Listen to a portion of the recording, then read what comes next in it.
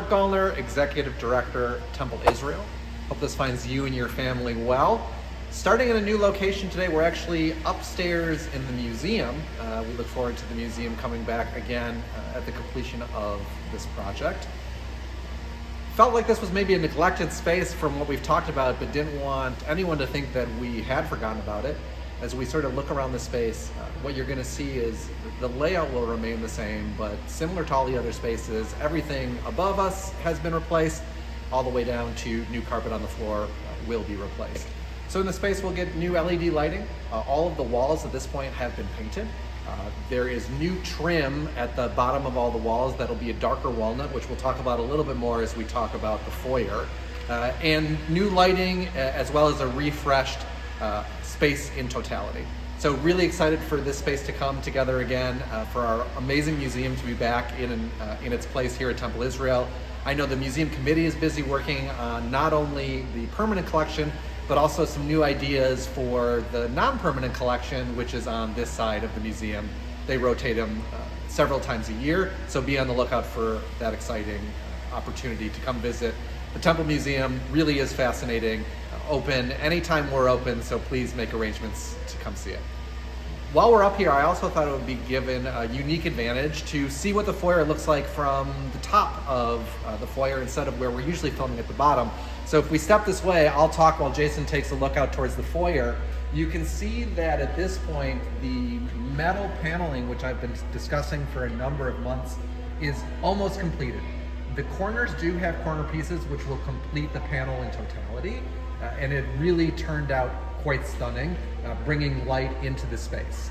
The light both heading up to the top of the ceiling as well as down, highlighting the Jerusalem stone, also makes the space feel not only brighter, but significantly larger.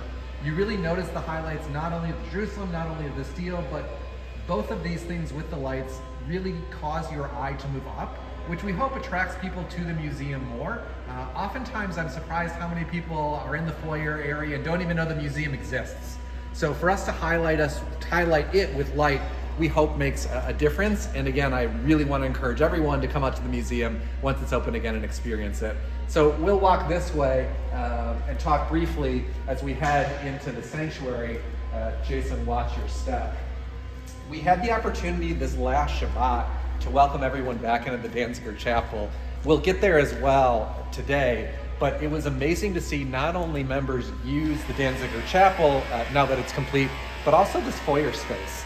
Watching people come into this space and be pleasantly surprised as to what it looks like in real life was a real great feeling for our team, our construction team, the co-chairs of the committee, and everyone else who was in attendance this Shabbat and over the life cycle that we had over the weekend. So just really exciting stuff happening here as always. And we're really getting to the fun parts of the project. What I mean by that is when I offer people to come take a tour and look at the new ductwork above the ceiling, not too many people are excited. When I say, hey, come look at the new plumbing, not too many people are excited. But now we're getting into the finishes, and when we get into the sanctuary, you're really gonna see some changes from the last construction corner to this one. The last construction corner, I think I talked about all of the overhead wiring and all that stuff that's taking place. Now that all that is done, we're really getting into some of the noticeable changes in the sanctuary.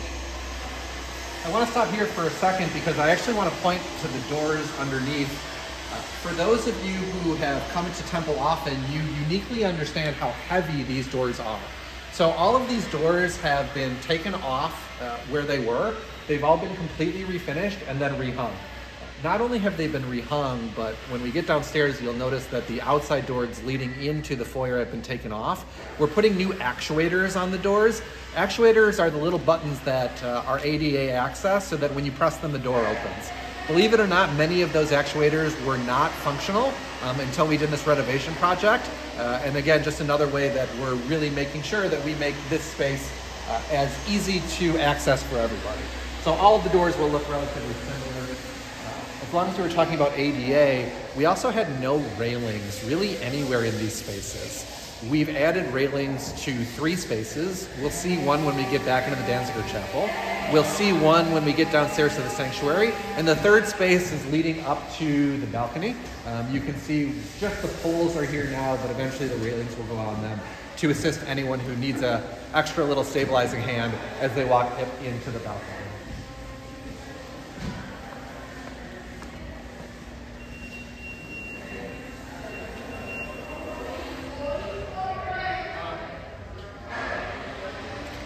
hard hat time.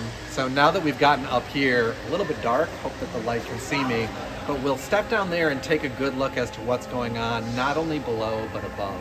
Over the last week, Jason, watch your step here. So over this last week, they have really dove into the lighting for this area. So Jason, I'm sure will capture it. Above me, they've completed putting in all of the new stage lighting, Bema lighting, whatever you want to call it, lighting that's going to make everyone up there look good.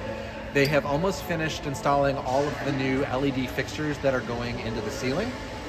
And right now they're starting to work on the Jerusalem stone, which I mentioned before will be at the very front of the bema. And behind that Jerusalem stone on the top of the wall will be more lighting that we will use to wash the beautiful mosaic that we are not touching and will remain there. Outside of that up here, the other thing that I hope you can notice, and again we'll take a look when we are downstairs, is some of the woodwork that's taking place. You can see it, that's going to divide the bema from the congregation, as well as some of the woodwork that's taking place over on the new ADA access door that will allow people in wheelchairs to get onto the bema quickly without having to go all the way out and around. So we're going to take a quick break here. We'll head downstairs, we'll take a look at the bathrooms, we'll take a look at the Danziger Chapel, we'll take a look at the foyer in detail, and then we'll take a better look here in the sanctuary. We'll see you in just a bit.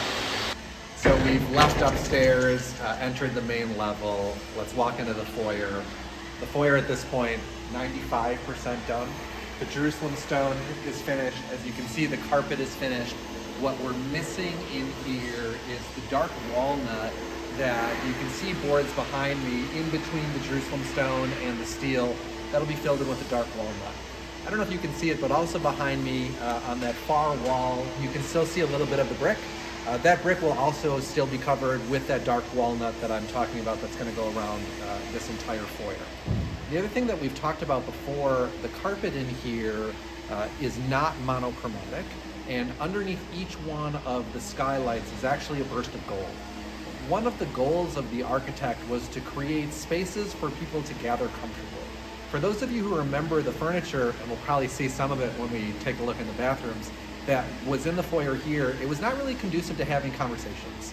So the new furniture, which arrives here on campus on September 4th, is designed to have, as the architect calls it, 3 separate living rooms. Spaces for people to gather and have conversations, and each one of those living rooms will live underneath one of the 3 skylights. So we're really excited for that furniture to arrive here on September 4th. And we're confident that this new furniture is going to allow people to use this space more functionally, to gather as a community, whether it's before services, after services, or frankly, if you want to step out of services and have a quick break. Let's take a look at the men's room. We'll take a look at the women's room. 2 primary things that we're missing still here in the men's room and the women's room. The first one being furniture.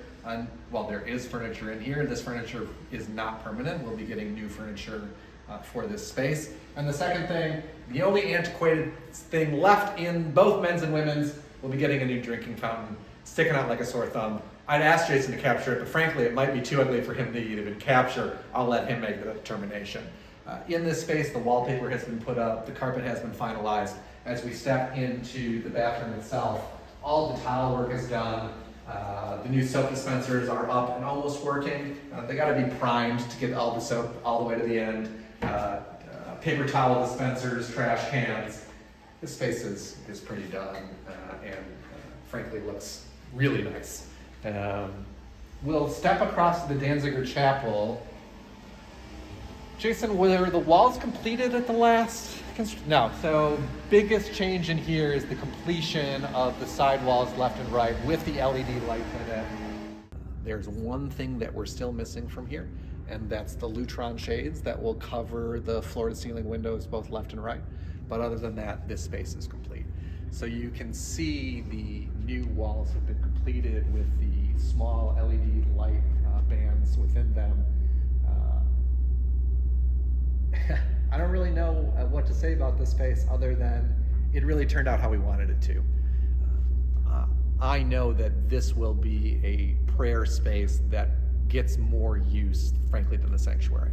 So to ensure that it is comfortable, climate controlled, beautiful, and that the sound is great is of the utmost importance. It is in the sanctuary as well, but we really spent a lot of time thinking about this space and making sure that all of those things were on point. So as I do every video, I encourage you, come this Shabbat, come next Shabbat, pick a Shabbat, come visit us, come spend some time praying in the Danziger Chapel. And if you're even available during the week and you want to stop by for a visit, I'd love to show you this space, but it really turned out quite nice. We had a bar mitzvah here this past Shabbat, and just for those at home, oftentimes I get a capacity question, right? How many people can the chapel fit? We put 300 chairs in the chapel for this past Shabbat, and it certainly did not feel overcrowded. So if you're planning your next bar mitzvah or your next life cycle event, or even if you need a space for a conference or something, 300 people fit comfortably in this space. Let's take a walk outside. Actually, let's spend another second here, because when we get outside, it's going to be loud as we enter into the sanctuary. So I'll explain some things that are happening, and we might walk without any narration. The first thing that you'll see is we walk out, and I will stop there. The front doors leading into the foyer have been removed. Same story as I talked about upstairs. Those doors are going to be refinished, and we're going to put new actuators on them so that the doors can be easily opened with an ADA push button. For those who are attending Shabbat this week, please know that those doors will not be available. Take a look at the email coming out either earlier today or later today with instructions on how to enter temple. If you have any questions, feel free to reach out, and we will obviously have staff here on Friday night to assist as well. So let's head out. The reason it's noisy is those doors that are taken down now from the front are currently being refinished as we enter into the sanctuary. So you'll see all of those doors being refinished, so it gets a little noisy in there. I'll stop here again.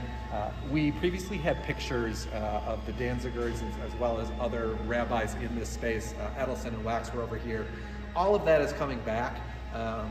All of those pictures previously were hung on the wood that you see behind me. Again, part of this project, we touched none of the wood that you saw in any of this space. We only covered the red brick.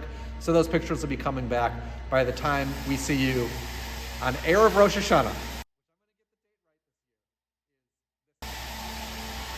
As I mentioned before, if Jason takes a peek out here, we can see that those doors have been removed. They are currently cutting a larger space into the brickwork so that we can get those actuators on there and make entry into temple as easy as possible from a door standpoint. Unsurprisingly, when they finish with those doors, they'll replace those and move right into the interior doors.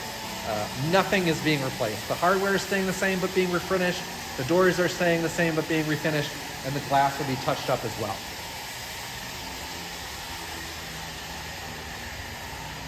It sounds quiet right now. Let's boogie through it. So as I mentioned in this space, they're currently working on refinishing the doors that you saw us take down from the outside so that we can get them back up as quickly as possible. Our Jerusalem stone cutting station remains. We'll see some of that Jerusalem stone when we get into the sanctuary. Told you it's going to get loud. Come on.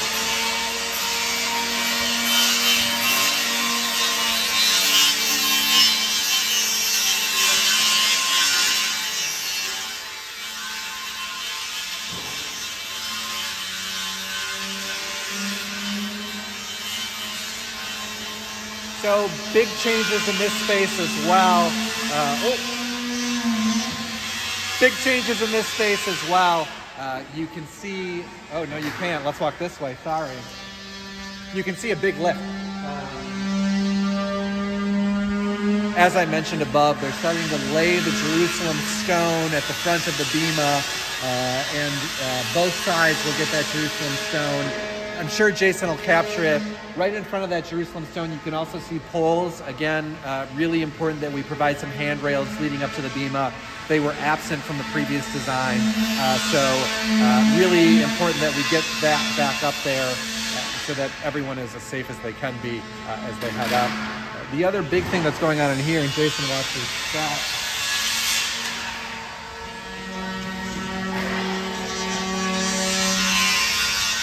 I've mentioned before that in the back of the house, we're getting a new AccuTrack system which is designed not only to look great, but also functionally to absorb some of that sound that's coming off the bima. So they're working on putting that anti-track system in there now. All of the wiring has been completed in here. As I mentioned, the lights are beginning to be installed, and some big milestones over the next couple weeks I want to give you sort of a heads up to. Today is the, 13th, 14th? I don't know. It's a teen. Next week, we actually start to lay carpet in here.